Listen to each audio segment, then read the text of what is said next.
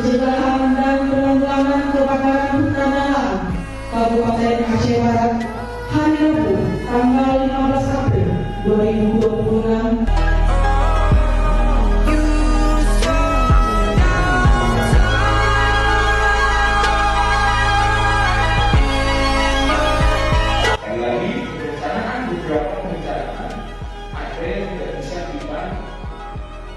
Stop, namun bisa kita kurangi risiko. Kegiatan pada pagi hari ini